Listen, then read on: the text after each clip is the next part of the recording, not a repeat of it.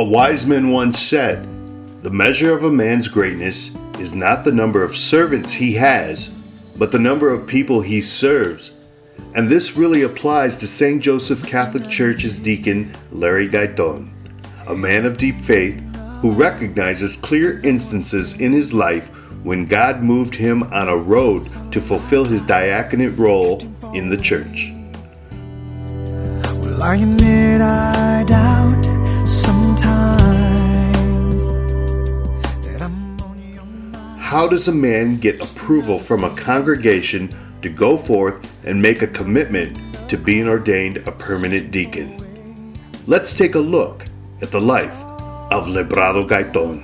Sometimes I feel small in the scope of it all, and then I'm reminded again that the very same God that dreamt of the ocean set the stars into place. Well, He knows me, my name. The very same God. I was born and raised in Texas, so I went to grade school and junior high in Texas, and came to the Michigan, Indiana region when I was 14 years old. And we ended up settling in northern Indiana. My father's name is Luciano Martinez Gayton. My mother is Elizabeth Guerrero. That tells me every day how much you desire. I felt very blessed to be able to go to Michigan State University and got a good education there. My parents were always pushing for us to get a good education and to sacrifice. And I was also blessed to meet Christina there. Christina was a very good student herself. She got accepted. She could have gone to any school she wanted to. She ended up going to Michigan State University. And by the grace of God, we were brought together. Larry and Christina would marry in 1975 and have 3 children, Mirasol, Librado Jr., and Santiago. It was the birth of his firstborn that would change his life forever. Lord, when I'm on my knees, your time. Birth of my first child, because I really thought it was me doing all the work. And when she was being born, I really fell down on my knees. This is not me. There is a greater power on this world, and it's not me. And I knew it was God. Larry would retire from a successful career as a lawyer, and with the urging of his wife Christina, he soon felt called to serve the church and work hard and sacrifice for the community. The impact and the approval from parishioners at St. Joe's led him to become a deacon, a 5-year process. He adamantly feels God uses ordinary people to show His grace. Other apostles and all the priests and all the popes, I am part of that connection to Christ. And during the ordination process, they had us lie down on the floor face down during the litany of the saints. But then Bishop's praying for me and my knees are shaking because it just is such a sacred moment.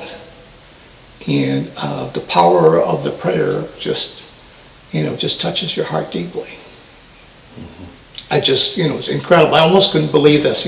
I was that little boy in Texas, that skinny kid with the big glasses, and God picked me up, put me in that spot, and blesses us so we can now go on and help the community in so many ways. That moment was really powerful for me, and that's another moment I will never, never forget. So Christina was talking to the children about the sacraments, and then she realized, Larry, you received all the sacraments. It's not only just the baptism, First Communion, confirmation, but I also got ordination. So You dance over me